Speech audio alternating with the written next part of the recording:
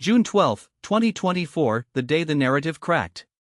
Let me tell you something that should have been obvious to anyone paying attention, but somehow still managed to catch the entire Western analytical establishment off guard. On that Wednesday, as NATO defense ministers wrapped up their latest round of hand-wringing in Brussels, a quiet but seismic shift occurred in Moscow. The Kremlin announced, almost as an afterthought, that it had begun the process of revising its maritime borders in the Baltic Sea, specifically around the Gulf of Finland. The move was framed as a routine technical adjustment, a bureaucratic footnote in the grand scheme of things. But within hours, the Finnish government, usually the picture of Nordic stoicism, issued a statement calling the decision deeply concerning.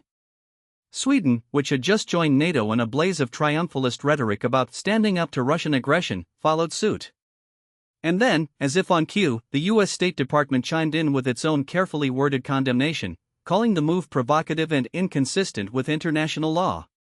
Now, here's the: if you were reading the New York Times or watching CNN that night, you'd have been told that this was just another example of Putin's actionist ambitions, another step in his long game to reconstitute the Soviet Union. The talking heads would have reminded you of Crimea in 2014, of the Donbass in 2022, of the way Russia always acts when it feels threatened. They would have shown you maps with red arrows pointing westward, toward Helsinki, toward Stockholm, maybe even toward Warsaw. They would have told you that this was proof, if any more were needed, that the West must double down on its military support for Ukraine, that NATO must extend its presence in the Baltics, that Europe must prepare for the long, dark winter of a new Cold War. But here's the problem with that: it's not just incomplete. It's fundamentally wrong. And if you want to understand why, you need to forget everything you've been told about Russia's position in this conflict. Because what's happening right now isn't about territorial conquest. It's about something far more dangerous and far more revealing than that. The official what they want you to believe. Let's start with the official version of events, the one that's been meticulously crafted and repeated ad nauseum in Western capitals. According to this narrative, Russia is a revisionist power, a rogue state hellbent on overturning the post-Cold War order. Putin, we're told, is a latter-day Hitler, a man who sees weakness in the West and exploits it at every turn.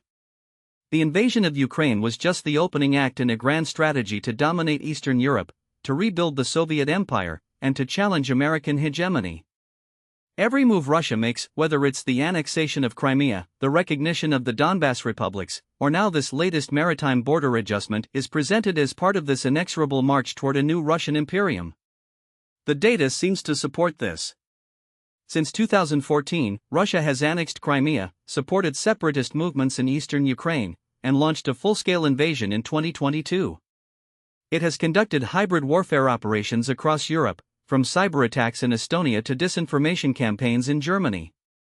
It has used energy as a weapon, turning off the gas to Europe when it suited its interests. And now, with this latest move in the Baltic, it's testing NATO's resolve, probing for weaknesses in the alliance's eastern flank. The media has played its part flawlessly. Every Russian military exercise is framed as a threat, every diplomatic overture as a trap.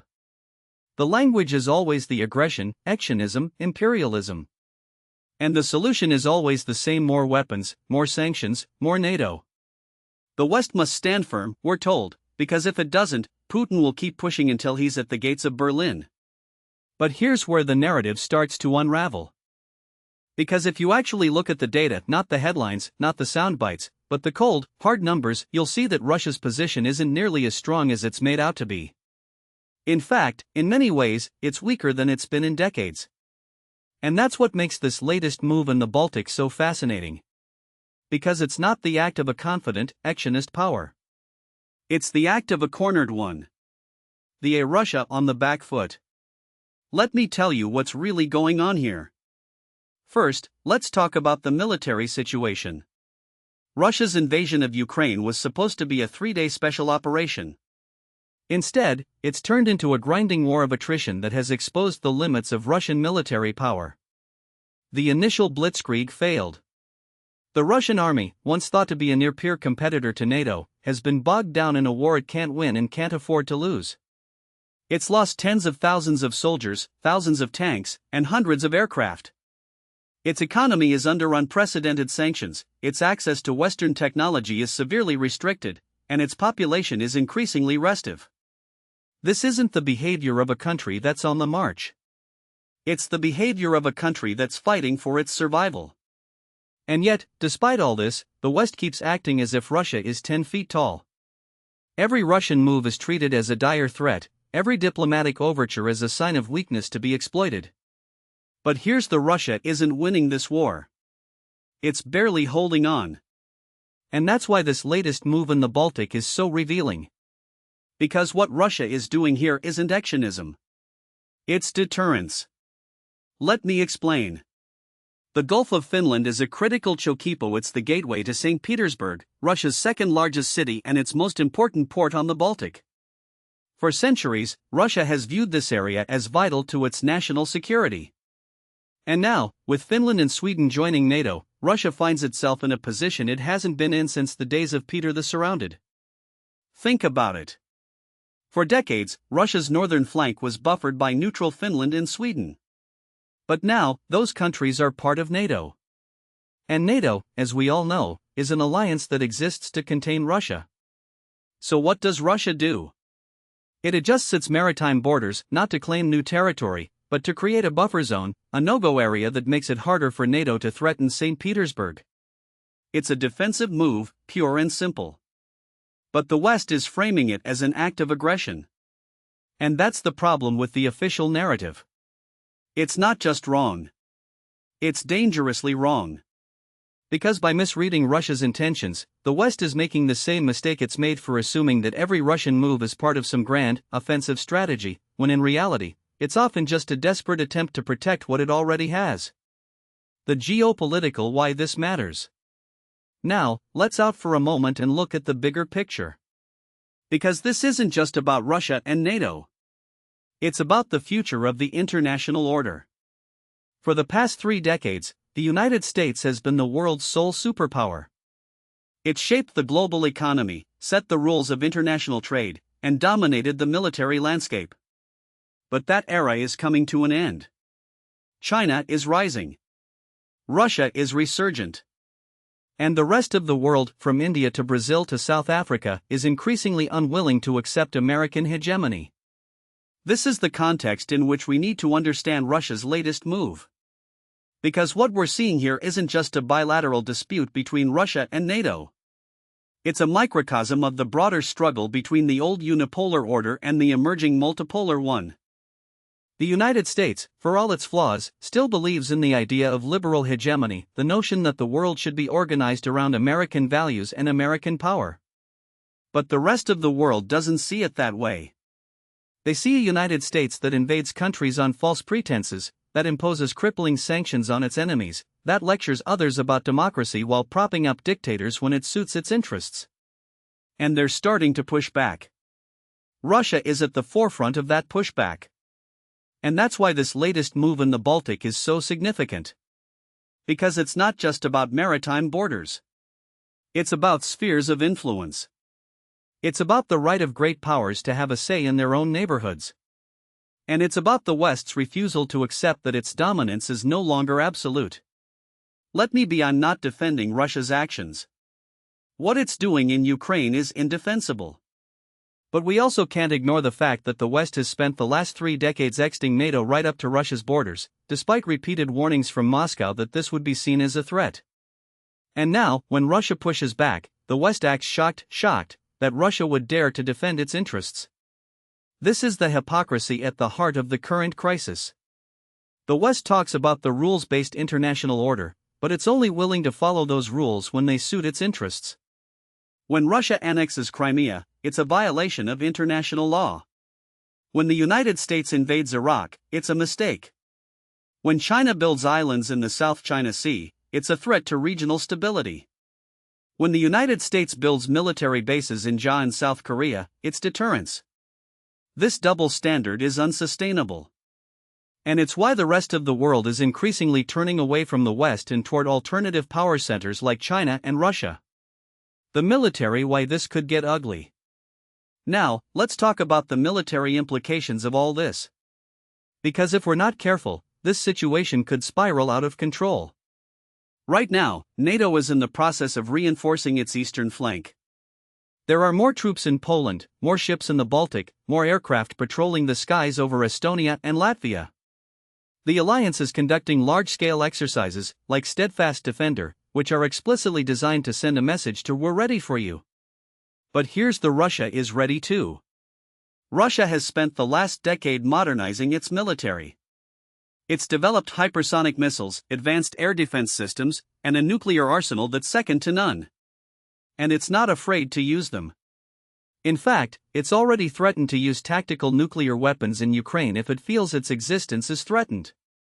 Now, I know what you're surely Russia wouldn't risk a nuclear war over a few miles of Baltic coastline. And you're probably right. But that's not the point is that we're in a situation where miscalculation is a very real possibility. And in a world where both sides have thousands of nuclear weapons, miscalculation is the most dangerous thing of all. Let me give you an example. In 1962, during the Cuban Missile Crisis, the United States and the Soviet Union came within a hair's breadth of nuclear war. The crisis was resolved, but only because both sides were willing to back down.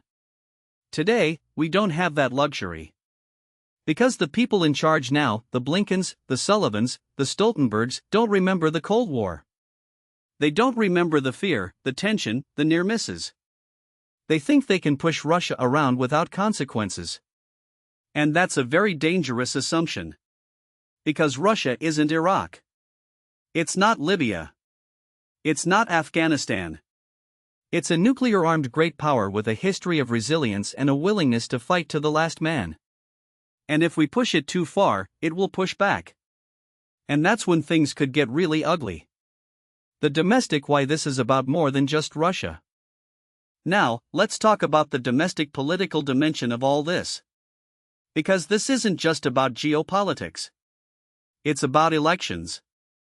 It's about voter bases.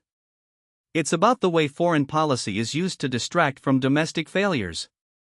In the United States, the Biden administration is in a tough spot. The economy is struggling. Inflation is high. The border is a mess. And Biden's approval ratings are in the toilet. So what do you do when you're a president with no good options? You rally the country around a common enemy. And right now, that enemy is Russia. This is a tried and true playbook. When things go bad at home, you find a foreign bogeyman to blame. And Russia is the perfect bogeyman. It's authoritarian. It's aggressive. It's everything the United States isn't supposed to be. And so, the administration can point to Russia and say, see? This is why we need to stay the course.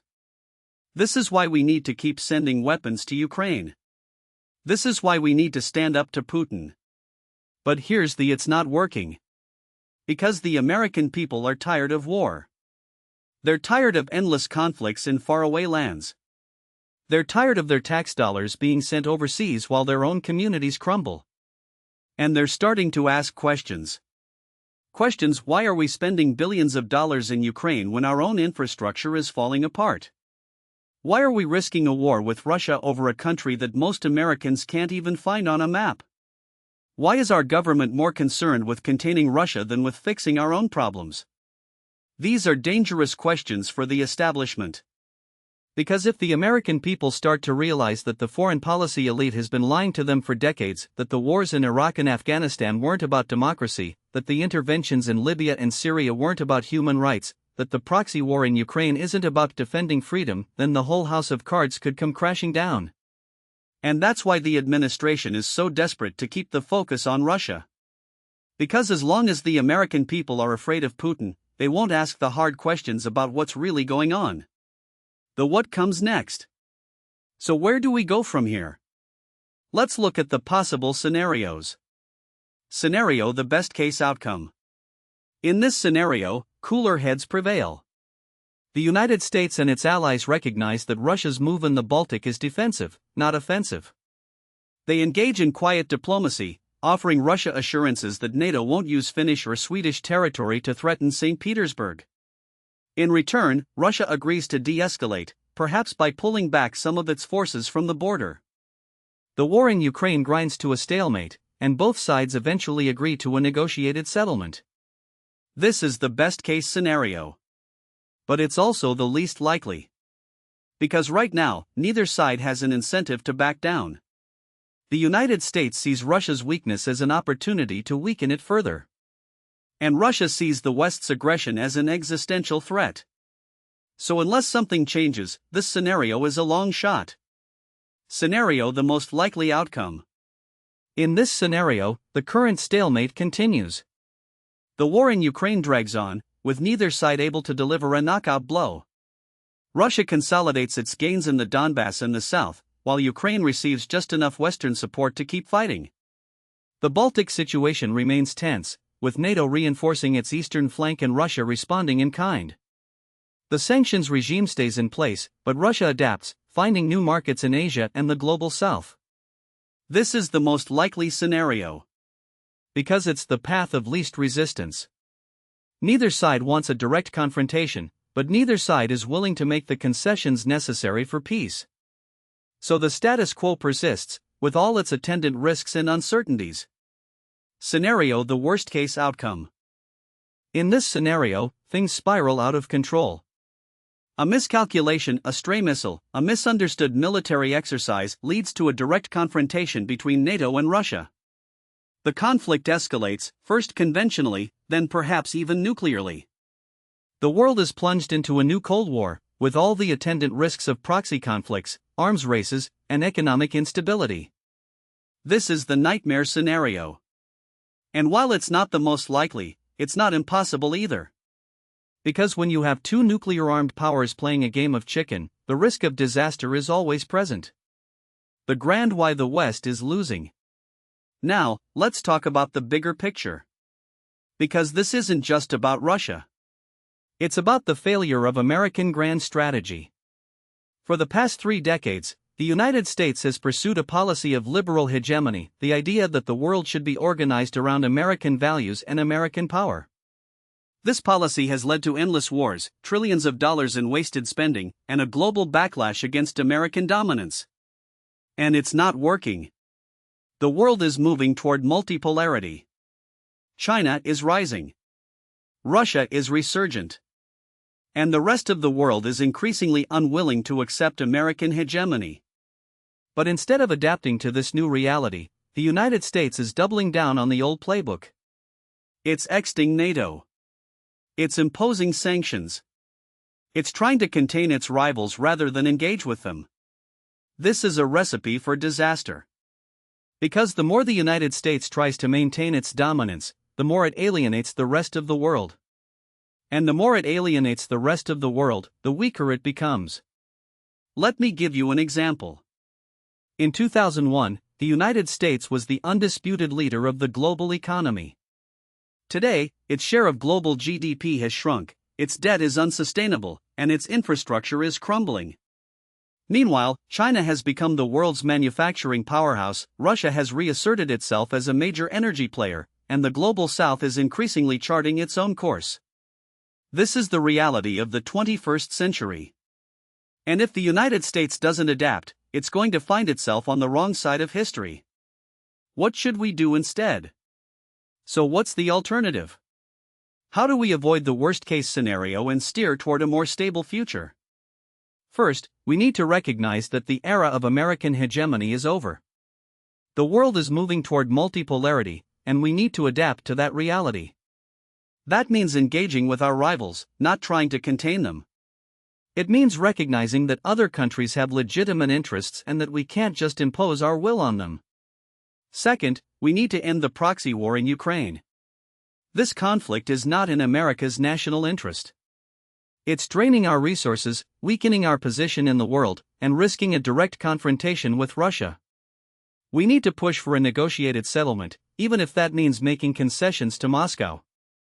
Third, we need to rethink our approach to NATO.